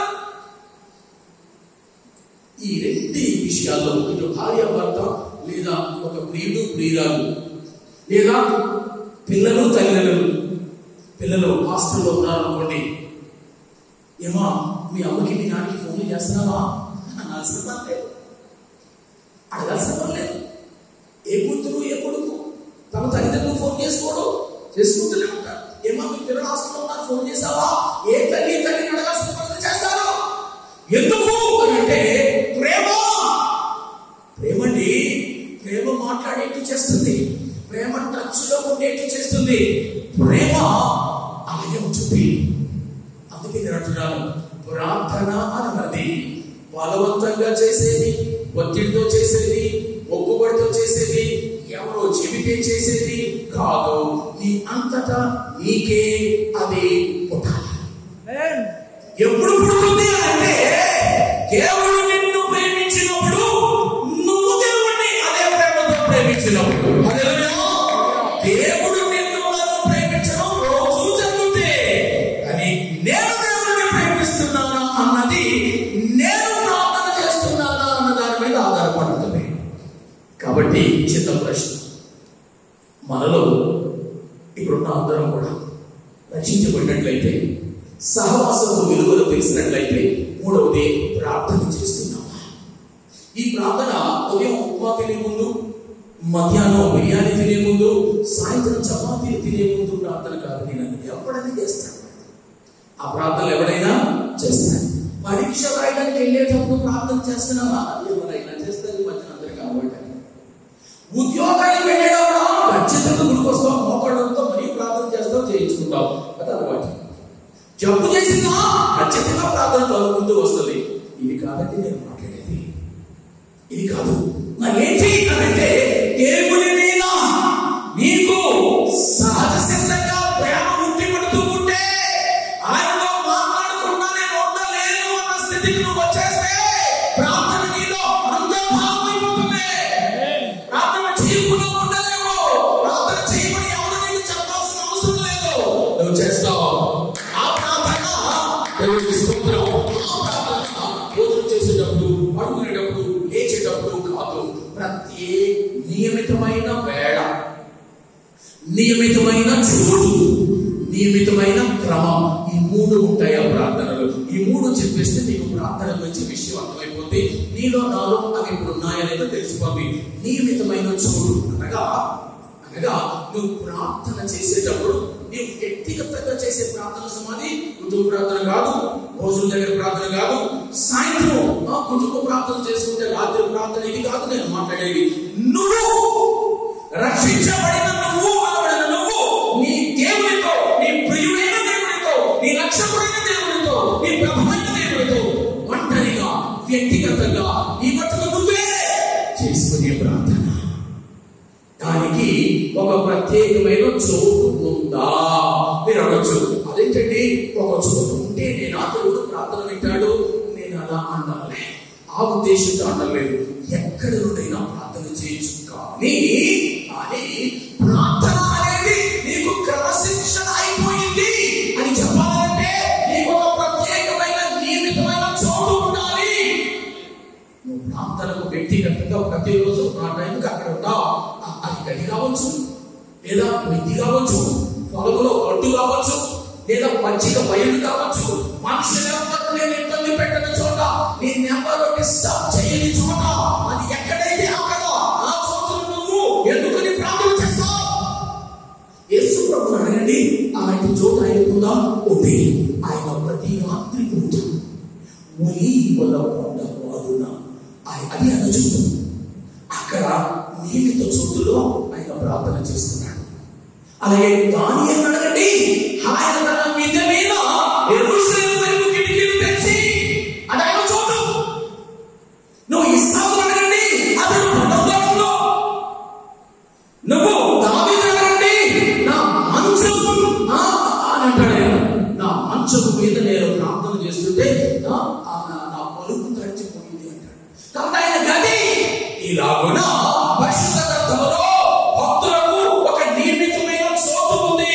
అందుకే ప్రభు సహా అన్నాడు, నీవు ప్రార్థన చేయనప్పుడు నీ గదిలోనికి వెళ్ళి, అది గది అంటే నియమిత చోటు, నీ గదిలోనికి వెళ్ళి ఉన్నాయా అలాంటి ప్రత్యేకమైన స్థలం మనం ప్రార్థన చేసుకోవడానికి? లేకపోతే పెట్టుకోవాలి. రెండవది నియమిత వేళ, నియమిత సమయం. ఎప్పుడు పడితే అప్పుడు ప్రార్థన చేసుకోవచ్చు, నోట్ అవుతాడు.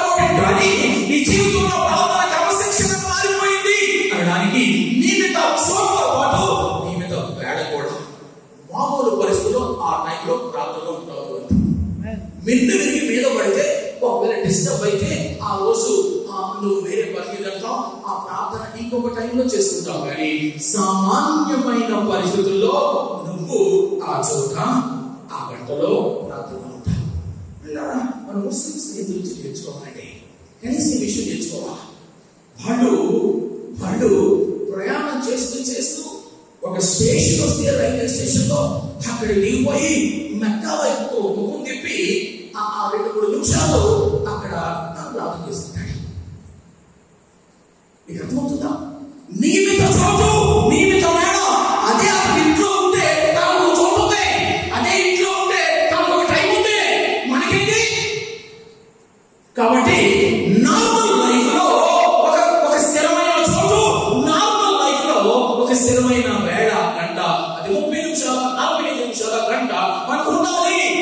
ఎవరైనా ఆ టైంలో ప్రార్థన చేస్తే, మీ అమ్మ ఉందమ్మా, మీ అమ్మకు ఫోన్ ఇవ్వని మీ అమ్మ ఫ్రెండ్ ఎవరైనా చేస్తే మీ కూతురు చెప్పాలా, ఆంటీ మమ్మీ ఎప్పుడు ఈ టైంలో ప్రార్థన ఉంటుంది అంటే, మీరు ఎందుకు ముందైనా చేయండి, తర్వాత అయినా చేయండి, ప్రతి రాత్రి 9 నుంచి 10 గంటల వరకు మా అమ్మ ప్రార్థనలో ఉంటుంది. ఇలాంటివి ఉన్నాయా? ఇలాంటివి ఉన్నాయా?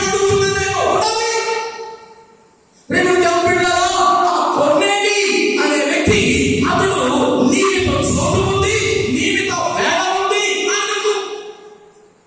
అలాంటి వేళలో ఒకవేళ మధ్యాహ్నం 3 గంటలకు అతడు ప్రార్థన చేస్తున్నాడని అపోస్తలుల కార్యాలు 10వ అధ్యాయంలో రాయబడింది. ఇవన్నీ నేను చెప్తున్నవి వాక్య ఆధారాలతో మాట్లాడుతున్నాను నేను. కాబట్టి ముఖ్యమైన ప్రార్థనలు కాదు, నచ్చితే చేసే ప్రార్థనలు కాదు. ప్రభు నచ్చితే నువ్వు ప్రార్థించుకున్నా ఉండలేను. ఆయన ప్రేమిస్తే ప్రార్థనలో అడగకుండా, ఒత్తిడి లేకుండా, అప్రయత్నంగా నీ మట్టుకు నీవే ఆ నియమిత చోటులో, నియమిత వేళలో ప్రార్థించకుండా ఉండలేవు. నియమిత క్రమం ఏంటి? నువ్వు ప్రార్థన చేసేటప్పుడు మొదటిగా ఆయనను ఆరాధించుకోవాలా. రెండవది ఆయనకు కృతజ్ఞతలు చెప్పుకోవాలా.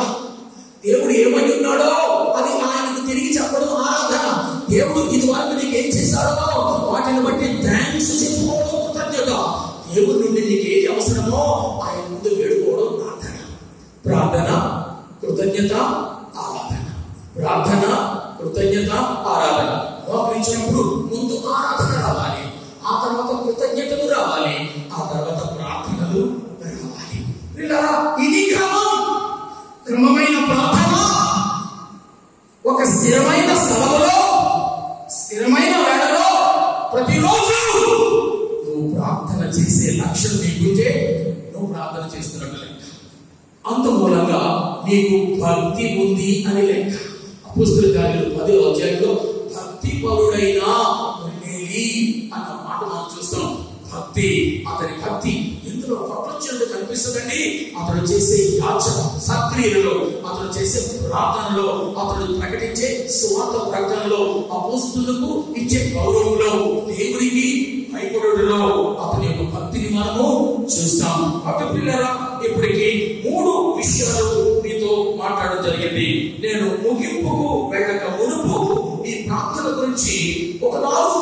చెప్పండి ప్రియులారా, ప్రార్థన నిజంగా దేవుని ప్రేమిస్తే ప్రార్థించకుండా ఉండలేము. అలా ప్రార్థించకుండా ఉండలేని నీవు నీ మీద వేడ ఉండాలి, నీ మీద చోటు ఉండాలి, నీ మీద క్రమం ఉండాలి. ఫైన్, ఇవన్నీ ఉన్నాయి. దేవుడు ప్రార్థిస్తున్నావు. ప్రార్థించేటప్పుడు ప్రార్థనకు అవరోధాలు 4 ఉన్నాయి. నువ్వు ప్రార్థించకుండా ఉండడానికి, నువ్వు నియమిత వేళలో ప్రార్థించకుండా నేను ఆపడానికి, నియమిత చోటుకు వెళ్లకుండా నీకు అడ్డు తొలగడానికి సాతానుడు ఎప్పుడు ప్రయత్నిస్తాడు. బయట నుంచి అతడు నీ అంతరంగంలో నుంచి ప్రయత్నించడానికి ప్రయత్నం చేస్తుంటాడు. 4 రకాలైన సిద్ధపాటు అవసరము. ఫలవంతమైన భక్తి కలిగిన ప్రార్థన చేయాలంటే నంబర్ 1, మనం చేసే ప్రార్థనలో అపనమ్మకం ఉండకూడదు, అన్బిలీఫ్ ఉండకూడదు. ప్రియులారా, అందుకే యాకోబు పత్రిక 1వ అధ్యాయము 6-7 వచనాల్లో ఇలా రాయబడింది, సందేహించగా విశ్వాసముతో అడుగవలెను. ఏంటట? సందేహించగా విశ్వాసముతో అడగాలి. కాబట్టి ప్రార్థన చేసేటప్పుడు అపనమ్మకాలకు, సందేహాలకు, అవిశ్వాసానికి తావు లేదు. అవిశ్వాసంతో నేను చేసేది ప్రార్థన అవ్వదు, అనుమానంతో నేను చేసేది ప్రార్థన అవ్వదు, సందేహంతో చేసేది ప్రార్థన అవ్వదు. ఈ అవరోధాన్ని తొలగించుకోవాలి. మొదటిది. రెండవది, క్షమించలేని మనస్సు. ఇలా ఎవరు కూడా రాసుకున్నట్టు కనపడలేదు, పర్వాలేదు, మావి కంప్యూటర్ లాంటి బ్రెయిన్స్ అంటే ఒకసారి పడిందంటే అలా ఉండిపోద్దండి, అలా లోపల పనిచేస్తా ఉంటుందంటే మీకు అందరికీ వందనాలు, అలాగే ఉండండి. కానీ కీలకమైన మాటలు చెప్తున్నాను, వీటికి పౌచార్థమేనండి. రెండవ అవరోధం ఏంటి అని అంటే క్షమించలేని మనసు ఉండకూడదు. మీరు అలా ఇందాక సహవాసంలో 4 ఉండాలి అని అన్నాను. మీరు ఎవరికైనా గుర్తుంటే చెప్తారా? పేరు చెప్పడు చాలు. సహవాసం అయితే ఈ 4 ఉండాలి. పరస్పర హెచ్చరిక, పరస్పర ప్రేమ, పరస్పర సక్రియ, పరస్పర పురికొల్పు. ఈ 4 కనుక ఉంటే అక్కడ క్షమించలేని మనసు అంటూ ఉండదు. ఈ 4 సహవాసంలో నిజంగా ఉంటే నువ్వు నన్ను ఎంత గాయపరిచినా క్షమించేస్తా. నేను నిన్నెంతగా గాయపరిచినా క్షమించేస్తాను. అదేంటన్నయ్య, చాలా అన్నాను, నిన్ను నోటుకొచ్చినట్టు మాట్లాడేశాను, నన్ను ఎందుకు ఎలా క్షమించగలిగావన్నా అని అంటే, ఏముందరా, నిన్ను ప్రేమిస్తున్నాను రా, దేవుడు నన్ను ప్రేమించినట్టు అదే ప్రేమతో నిన్ను ప్రేమిస్తున్నాను. ప్రేమ అనేక దోషములను కప్పుతుంది, ప్రేమ అనేక దోషములను కప్పుతుంది, క్షమిస్తుంది. కాబట్టి నువ్వు అన్నవేమీ నేను మనసులో పెట్టుకోలేదు. ప్రభు నందు నా తమ్ముడు నీవి, ప్రభు నందు నా చెల్లివి, నా అక్కవు అన్నవు. ఏమి మనసు అదే క్షమించే మనసు. ఇలాంటి క్షమించే మనసు మనలో ఉండకపోతే నువ్వు చేసే ప్రార్థనను దేవుడు విన్నాడు. నేనన్నా కాదు, మార్క్స్ 11వ అధ్యాయము 25వ వచనం, 11:25 మార్కు, మీరు ఒకరి మీద విరోధమైనను కలిగి ఉన్న ఎడల, విరోధమేమైనను కలిగి ఉన్న ఎడల మీరు నిలువబడి ప్రార్థన చేయనప్పుడెన్నడూ మాని క్షమించుడి. ఎవరి మీదైనా ఆదివారం ఆరాధనకు గుర్తొచ్చే సమయానికి స్త్రీలు స్త్రీల మీద, పురుషుడు పురుషుల మీద, పురుషుడు స్త్రీ మీద, స్త్రీ పురుషుల మీద, మీ ఇంట్లో ఒకరి మీద ఒకరు కొట్లాడుకొని, మాట్లాడుకొని, ఆనుకొని, తిట్టుకొని, మనసు గాయపరచుకొని అలాగే చేస్తావు, ఇలాగే ప్రార్థన చేసేస్తావు, ఇలాగే వాక్యం వినేస్తావు, ఇలాగే కానుకలు చేస్తావు, ఇలాగే ఆశీర్వాదం పొందుకొని చేస్తావు. ఇదంతా పక్క నటన, ఇదంతా పక్క కార్యక్రమం. అంటే ప్రోగ్రామ్ ఇది. క్షమాపణ గురించిన విలువ నేను మాట్లాడేది. బైబిల్లో కూడా ప్రభు మాట్లాడాడు. నువ్వు కానుకలు ఇచ్చే సమయానికి వరుసగా వచ్చి కానుకలు వేస్తావే దేవుని సన్నిధిలో, అక్కడ ప్రభు ఉంటాడు, అక్కడ ఉంటాడు. ఇంకెక్కడ ఉన్నట్టు బైబిల్లో కనపడదు, కానీ కానుకలు పెట్టి దగ్గర ఉన్నాడు. కానుకలు పెట్టి దగ్గర ఉండి నువ్వు ఎంత కానుక ఇస్తున్నావో కాదు చూసేవాయి, నువ్వు ఎలాంటి సిద్ధపాటుతో వేస్తున్నావో చూసాను.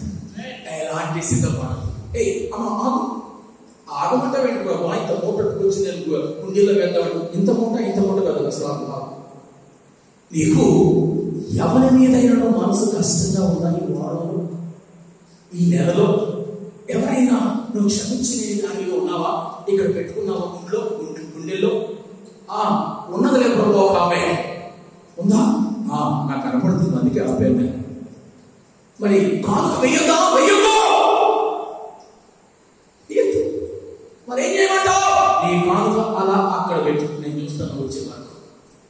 నువ్వు వెళ్ళి ఎవరితో నీకు సమాధానం లేదు వారితో సమాధానం పడి నువ్వు ఆమెను ఆయన్ని క్షమించి నీ మనసు తేలి చేసుకుని కడుగబడి అప్పుడు దొరికే అన్నాడు ఆయన. అంటే దేనికి వినిపించడం పెద్దయినా, దేనికి వినిపించడం పెద్దమ్మా? అర్పణగా, క్షమించడానికా? క్షమించడానికి. అర్పణ రెండోదే. ముందు క్షమించినా, ముందు మనసు తేలిక పరుచుకునినా, ఆమె తప్పు చేసిన ముందు నువ్వు తప్పు చేసావా విషయం కాదు. తప్పు ఎవరు చేసినా, నువ్వు చేయలేదు, ఆమె తప్పు చేసినా నువ్వే వెళ్ళి ఎవరు ముందు ఎవరు అన్నారని ఎందుకులే కానీ నా మనసులో సమాధానం లేదు, నేను గుడికి వెళ్తున్నాను, గుడికి వెళ్ళేటప్పుడు ఇలా వెళ్ళకూడదు, నన్ను క్షమించక, ఏదో నువ్వు అన్నావని నేను అన్నానని నువ్వు, ఇలా ఎవరు ముందు అన్నారు ఎవరు వెళ్తున్నారని కాదు కానీ నన్ను క్షమించు, ఇంకేం మనసులో పెట్టుకోకు, నువ్వు అన్నది కూడా నేనేమి ఇక పట్టించుకోవడం లేదు, ప్రభు కోసం, నాకు సమాధానం కోసం, నేను చేసే ప్రార్థన ఆయన వినడం కోసం, నేను ఇచ్చే అర్పణ అంగీకరించడం కోసం, నాకు కావాల్సిన దీవెన ఆయన ఇవ్వడం కోసం నన్ను క్షమించు అని నేను అడగడం తప్పలేదు. క్షమించడం వస్తే వెళ్ళిపో, ముందండి అది దిద్దుకొని చక్క పెట్టుకుని అంటాడు ఆయన. ఈ పని ప్రతి ఆదివారం ప్రభు డోర్ దగ్గర నిలబడి వచ్చే ప్రతి వాడిని కూడా పరిశీలిస్తే నేను అనుకున్నా సగం మంది మళ్ళీ వెనకెళ్ళిపోవడమే, సగం మంది మళ్ళీ సగం కంటే ఎక్కువ మంది వెనకెళ్ళిపోయి అంటే అర్థమేంటి? మనకు అలవాటైపోయింది.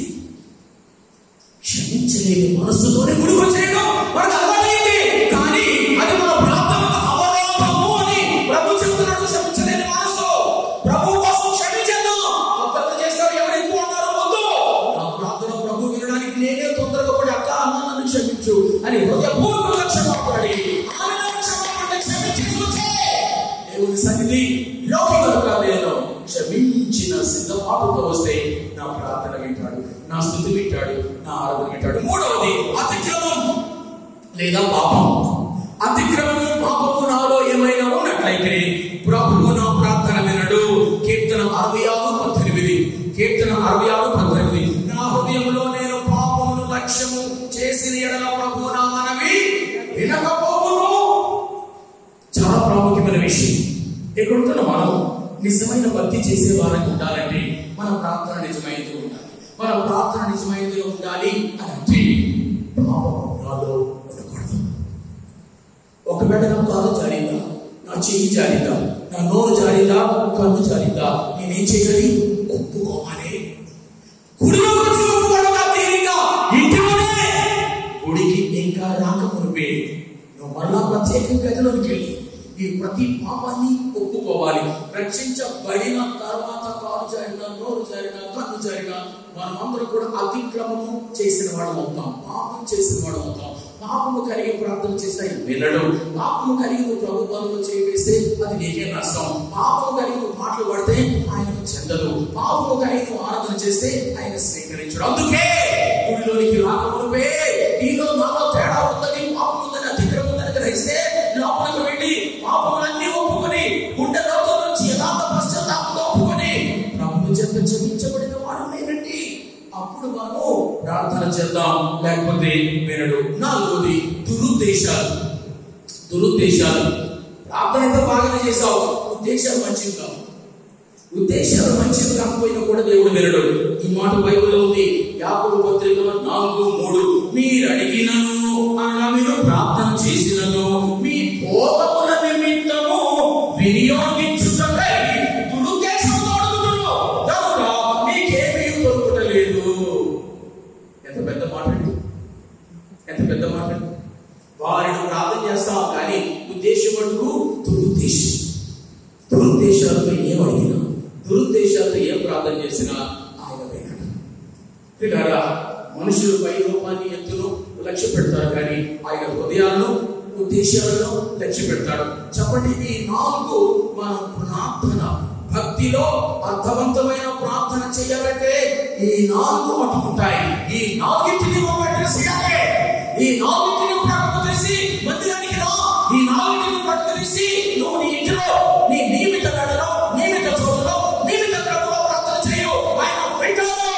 వీళ్ళున్నట్లు నా చెవులు అంత కాలేదు, నీకు సహాయం చేయడానికి వీళ్ళున్నట్లు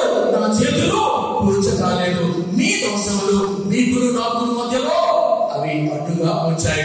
కాబట్టి అపనమ్మకాలున్నా, దురుద్దేశాలున్నా, అతిక్రమాలున్నా, క్షమించలేని మనసున్నా నువ్వు ప్రార్థన చేయలేవు. చేసిన ప్రార్థన దేవుడు వినడు. ఆమెకి ప్రార్థన చేయడానికి ముందు ఈ 4 నీలో 4 లేకుండా చూసుకోవాలి. అది రోజు చెక్ చేసుకోవాలి. అలా చెక్ చేసుకున్న తర్వాత నియమిత చోటు, నియమిత వేళ, నియమిత క్రమం కలిగిన ప్రార్థన మనం చేసినట్లయితే దేవుడు అతి ప్రార్థనను ఆలకిస్తాడు. ఇక్కడికి ఈ సమయం 10:30 కావస్తుంది రమారమి. నేను ఇక్కడికి ఈ మాటలు ముగిస్తాను. చాలా కీలకమైన విషయాలు మీ దృష్టికి నేను తీసుకొచ్చాను. ఈ మూడింటిని కనీసం మన భక్తిలో మనం సాధన చేయడం నేర్చుకుంటే, ఒకసారి పునశ్చరణ చేస్తున్నాను, జాగ్రత్త వినండి. భక్తి అని 11 సార్లు చెప్పాడు. చాలా విలువైన మాట. పౌలు చెప్పలేదు, పరిశుద్ధాత్ముడు చెప్పాడు. అది చాలా ముఖ్యమైన మాట. అంటే ఏంటండి? భక్తి అంటే దేవునికి అధికమైన గౌరవం, అధికమైన భయప్రపత్తులు ఆయనకు మాత్రమే చూపిస్తేనే భక్తి. అది సంఘంలో నువ్వు నేను చూపించాలి. వీధిలో ఉన్నవాడు, టెంపుల్కి వెళ్ళేవాడు, మసీదుకి వెళ్ళేవాడు చూపించారండి. వాడికి దేవుడు తెలియదు, మనకు తెలుసు అని కనుక అనుకుంటే మనము ఖచ్చితంగా ఇలాంటి దేవునికి ఇలాంటి భక్తి చేయాలి. ఆ భక్తిలో 3 చాలా ఉన్నాయి. 3 ముఖ్యమైనవి రాత్రి మాట్లాడుతున్నాను. మరలా మీరు వినలేక వాటిని మర్చిపోయి ఆ స్థితి రాకుండా టైం అయింది కాబట్టి 3. 1, రక్షణ లేకపోతే భక్తి లేదు. ఆ రక్షణ అన్నది ఏంటంటే ఈ పాపములు అపరాధములన్నిటికీ ఒప్పుకొని యేసుని దేవుడిగా ప్రభువుగా స్వీకరించి ఆయన కుమార్తెగా కుమారుడుగా నువ్వు చేర్చబట్టి ఆయన చేత పవిత్రీకరించబట్టి ఈ పేరు నిత్య జీవ గ్రంథంలో, పరలోక గ్రంథంలో రాసబడి ఉంది. ఆయనే స్వయానా నిన్ను సార్వత్రిక సంఘంలోకి చేరిస్తే నువ్వు బాప్తిస్మం ద్వారా స్థానిక సంఘంలో ప్రవేశించి ఉండినట్లయితే నువ్వు రక్షించబడ్డావు. నువ్వు భక్తి చేయడానికి మొదటి పెట్టు ఇంకా అలా భక్తి చేసి నువ్వు 4 వీధుల్లో నుంచి మందిరానికి వచ్చాము. మందిరము సంఘం అవుతుంది. మందిరము సంఘం ఒకటి కాదు. మందిరము సంఘం ఉంటారు. సంఘములో మందిరం ఉండదు. మందిరంలో నువ్వు ఆ వీధి నుంచి, నువ్వు ఈ వీధి నుంచి ఇలా రక్షించబడిన వారందరం 100 మందిని చేరావా? అది సంఘం. ఈ సంఘం ఎలాంటి సంఘం? అమూల్యమైన రక్తము చేతనగా గొర్రెపిల్ల వంటి నిర్దోషమైన క్రీస్తు ప్రభుని రక్తము చేత తొడుగబడిన వారమై, విమోచించబడిన వారమై ఆయన సభగా, ఆయన సొత్తుగా ఉండుటకు ఆయన చేత పాపం నుంచి, శాపం నుంచి బయటకు పిలువబడిన వారు, ఒక సభగా సమకూర్చబడిన వారు. అదే విసి ఫెయిత్ సంఘం. ఇక్కడకు చేరిన తర్వాత గమనించండి, 4 విషయాలు సంఘంలో అమలవ్వాలి. 1, పరస్పర హెచ్చరిక, పరస్పర ప్రేమ, పరస్పర సక్రియ, పరస్పర పురుగు సంఘంలో నిరంతరము అమలవ్వాలి. అలా నిరంతరం అమలవుతేనే అది సహవాసం అవుతుంది. అట్టి సహవాసాన్ని ఎక్కొట్టకూడదు. అట్టి సహవాసానికి మానవుడు రావాలా. ఆంధ్రాలో పిఠాపురంలో ఆంధ్ర బాప్టిస్ట్ సంఘానికి, సెంట్రల్ బాప్టిస్ట్ సంఘానికి 1 రోజులు కూడా అవ్వదు. నేను వెళ్ళాను. 82 సంవత్సరాలు వృద్ధురాలు. ఆమె గురించి మిగిలిన వాళ్ళు సాక్షిస్తారు. ఈ హక్కు ఉందండి, పెద్దోడు ఈ హక్కు ఉందండి. ఏ రోజు గుడి మాట్లాడి ఆమె ఎదురు బదులు మేము కూర్చొని భోజనం చేస్తున్నప్పుడు ఆమె అన్నది, ఫస్ట్ గారు మా పుత్రుడు అంటాడు, ఇంత వయసు వచ్చింది కదమ్మా, నువ్వు గుడికి వెళ్ళాలా? ఇక్కడే చేసుకోవచ్చు కదమ్మా, ఇంట్లో ఇక్కడ చేస్తే ప్రార్థన వినడా అంటారండి మా పిల్లలు. నేను అంటాను, ఎందుకు వినడమ్మా, ఎక్కడ చేసినా వింటాను, కానీ ఇంకా నాకు శక్తి ఉంది, సహవాసానికి వెళ్ళడం చాలా మంచిదమ్మా, అక్కడ నేను నేర్చుకునే ఉంటాయి. ఈ పెద్ద ఉన్నదండి 82 సంవత్సరాలు ఒక దేవదూతలా ఉంటుందామె. ఆమె ఒంటి నిండా జబ్బులే, మళ్ళను ఒంటి నిండా జబ్బులే. ఆమెకు గుండె ఆపరేషన్ జరిగింది, ఆర్థరైటిస్ ఉంది, వెట్టిగా ఉంది, ఒకటి కాదు అన్ని రకాల జబ్బులు ఉన్నాయి. ఎందుకమ్మా అంటే అదే ప్రేమ. ప్రేమ ప్రభువు ప్రేమించినప్పుడు, సాటి సహోదర సహోదరులు ప్రేమించినప్పుడు,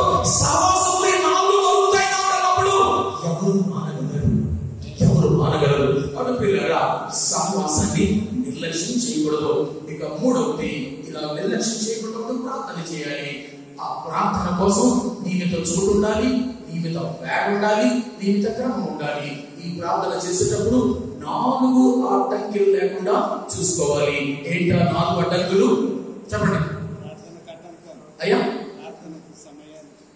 అడ్డంకులు, ప్రార్థనకు 4 అడ్డంకులు, అవరోధాలు.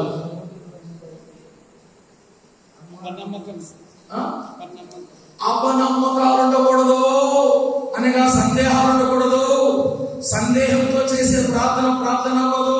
2, క్షమించలేని మనసు అనేది ఉండకూడదు.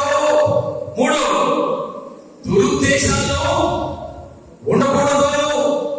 4, ఏంటి? అతిక్రమం, పాపం ఉండకూడదు. ఎందుకంటే దేవుడు పాపులు మనవి ఆలకించాడు. ఈ 4 లేకుండా చూసుకుని నియమిత చోటు, నియమిత వేళ, నియమిత క్రమంలో ప్రార్థన చేస్తే అద్భుతమైన ప్రార్థన. పరలోకం తిరుగుపడుతుంది. నీ ప్రతి కన్నీరు ఆయన కన్నీరులో కురుస్తాడు. నీకు రేపో మాపో జవాబు ఇచ్చేస్తాడు. కాబట్టి పిల్లలారా, ఈ 3 పనులు మనలో జరగాలి. ఇక చాలా విషయాలు మనం మాట్లాడుకోవాలి. ఈ రాత్రికి ఈ విషయాలు చక్కగా మనకు అర్థమైంది. వీటిని మనం సాధన చేయడం అలవాటు చేసుకుంటే మన భక్తిలో పెను మార్పులు వస్తాయి. మన వ్యక్తి ఒక అద్భుతమైన రూపాంతర స్థితికి మారిపోతూ ఉంటుంది.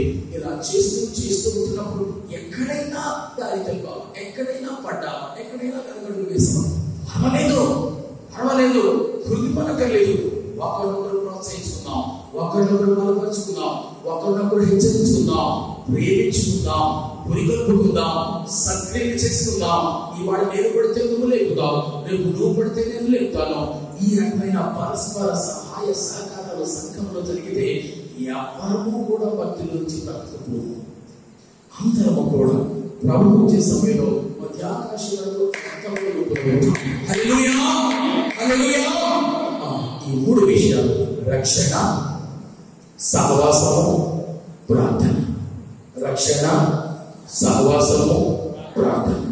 ఈ 3 శ్రేష్టమైన వ్యక్తిగత, కుటుంబ, సంఘ అనుభవానికి ప్రభు మనము తీవ్రముగా నడిపించును గాక. ఇది విడిపోవద్దు. ఈ మాటలు విన్న తర్వాత రక్షణ గురించి ఇక్కడ ఉన్న వారిలో మీ కుటుంబాలు ఎవరికైనా ఇంకా రక్షణ ఉందని వారు ఉన్నట్లయితే వారి గురించి మీరు తీర్మానం చేసి వారి గురించి శ్రమించాలి. ముఖ్యంగా ఈ అమ్మాయిని అడుగుతున్నాను, మీరు వారు మనసుకుంటారా? పొందకపోతే ఇది అనుకూల సమయం.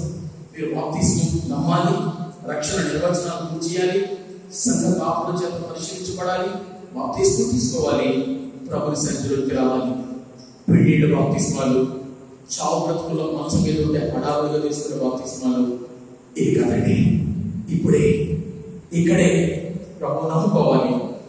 నమ్మి బాప్తిస్మం పొందుబడలేదు కానీ నమ్మి తర్వాత పెద్ద గ్యాప్ ఇచ్చి ఆ తర్వాత తీరిగ్గా బాప్తిస్మం పొందుబడడం లేదు. నమ్మి వెంటనే బాప్తిస్మం. చివరికి ప్రశ్న, ఇథియోపియా నపుంసకుడు అపోస్తలుల కార్యాల్లో అప్పటికప్పుడే రోడ్డు మీద ఫిలిప్పు అనే ఒక శిష్యుడు, ప్రభుని శిష్యుడు సువార్త చెబితే నమ్మాడు. రోడ్డు మీదే, రథం మీదే వెళుతూనే విన్నాడు, నమ్మాడు. యేసును ప్రభుని నమ్మాడు. ప్రవక్త అయిన యెషయా రాసిన మాటలు యేసుక్రీస్తు గురించి అని ఫిలిప్పు చెబితే నమ్మాడు. వెంటనే బాప్తిస్మం తీసుకున్నాడు. ఇదిగో నీళ్లున్నాయి, ఇచ్చేవాడు నువ్వు ఉన్నావు, పుచ్చుకోవాల్సిన నేర్పాడు నేనున్నాను, నీకు ఆటంకం ఏంటి అన్నాడు. అదే రోడ్డు మీద అక్కడే నమ్మడం అక్కడే జరిగింది.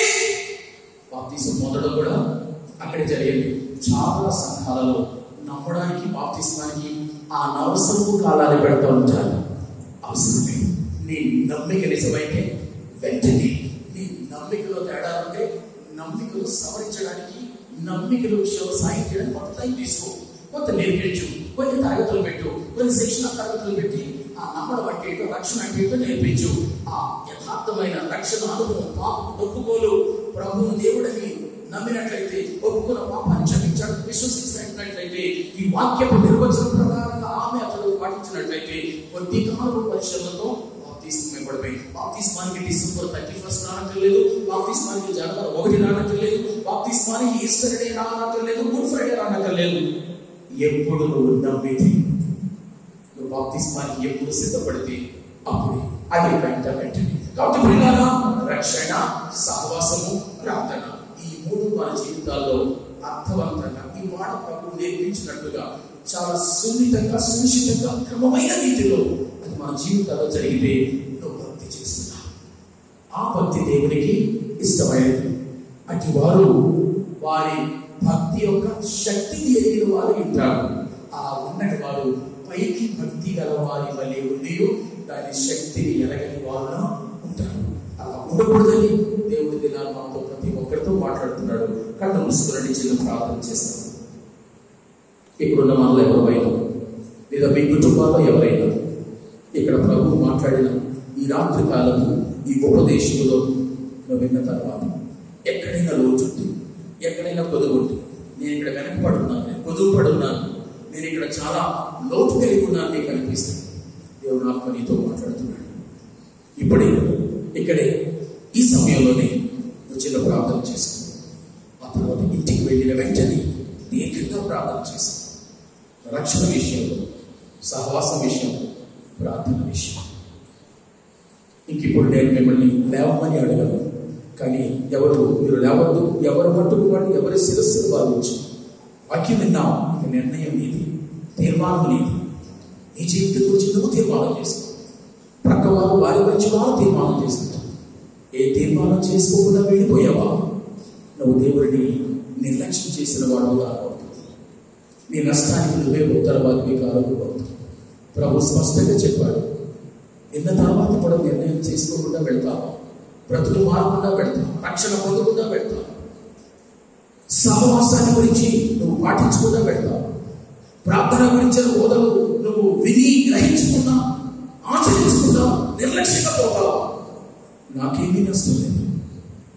నష్టపోయింది నువ్వు విన్నావు కాబట్టి నేను లెక్కడుగుతాడే. నువ్వు వినకపోతే నేను అడగడేమో, కానీ విన్న తర్వాత నేను లెక్కడుగుతాడు. జాగ్రత్త. ఎవరు పట్టుకోవడం తీర్మానం చేసుకోండి, ప్రార్థన చేసుకోండి. ప్రేమ కలిగిన ప్రియ తండ్రి, నీకు వందనములు స్తోత్రములు అర్పించుకుంటున్నాను. నిస్సీ ఫెయిత్ మినిస్ట్రీస్ ఆధ్వర్యంలో ప్రతి నెల 20 జరుగుతుంటుంది ఇలాంటి ప్రత్యేక సదస్సు. ఈ సేవలను నిర్మించి కొన్ని ఆత్మీయ సత్యాలు, పాఠాలు, బోధనలు మీరు నిర్మిస్తున్నారు కొన్ని నెలలుగా. ఈరోజు భక్తి అంటే ఏంటో మీరు నేర్పించారు. అత్యున్నతమైన గౌరవం, అత్యున్నతమైన భయం, ప్రపంచం నీకు మాత్రమే మేము చూపించాం. ఆ స్థానాన్ని ఎవరు దొంగిలించినా, అది భర్త అయినా, తండ్రి అయినా, భార్య అయినా, తల్లి అయినా, ప్రియుడైనా, ప్రియురాలైనా, గురువైనా, మరెవరైనా వారి విగ్రహాలే. భక్తి విగ్రహాలను చెయ్యదు ప్రభు. భక్తి దేవుడు వెళ్ళి నీకేం చేస్తుంది? మాలో అట్టి భక్తి ఉంది అని చెప్పడానికి మీరు నేర్పించిన 3 లక్షణాలు మా ప్రతి ఒక్కరిలో అమలవ్వాలని మా ప్రార్థన, అమలవ్వాలని మీ ఆశ, మీ ఇచ్చ. అది రక్షణ, అది సహవాసం, అది ప్రార్థన. ఈ 3 విషయాలు ఎవరెవరు ఏ తీర్మానాలు చేస్తున్నారు ఆ తీర్మానాల పైన మీ కుడి హస్తం వేసి బలపరిచి ఆ తీర్మానాల్లో స్థిరంగా సాగినట్లుగా అనుగ్రహించు. సంఘ కాపరి ఉపదేశాలు రావడానికి నెల వస్తూ పెడుతున్న అతిథి ఉపదేశం ఇదిగో మరి నిస్సీ ఫెయిత్ ఫెలోషిప్ లో ఉన్న వారిని, ఇతర బ్రాంచెస్ లో ఉన్న వారిని, సమీపంలో సంఘాల నుంచి కార్యక్రమాలకు వచ్చి పెడుతున్న వారిని, ప్రతి ఒక్కరిని కూడా మీరు ప్రత్యేకమైన రీతిలో మీరు తాకి, ప్రత్యేకమైన రీతిలో వారి ఆత్మలను మీరు పురికొల్పి ఉన్న స్థితి కంటే మెరుగైన స్థితిలోనికి వారు ఎదుగునట్లుగా అనుగ్రహించు. సమస్త జ్ఞానానికి మించిన మీ సమాధానాన్ని యేసుక్రీస్తు ప్రభుని వలన వారి హృదయములకు తలపులకు కావలి వచ్చును. యేసు నామమున అడిగి వేడుకొంచున్నాము తండ్రి. ఆమేన్. ఇంతవరకు ఓపికతో విన్నందుకు మీకు అందరికీ కృతజ్ఞతలండి. ఇంతవరకు నా ఛానల్ సబ్స్క్రైబ్ చేసుకోకపోతే దయచేసి సబ్స్క్రైబ్ చేసుకోండి, లైక్ చేయండి, షేర్ చేయండి. ఇంకా లేటెస్ట్ వీడియోల కోసం బెల్ ఐకాన్ మీద క్లిక్ చేయండి.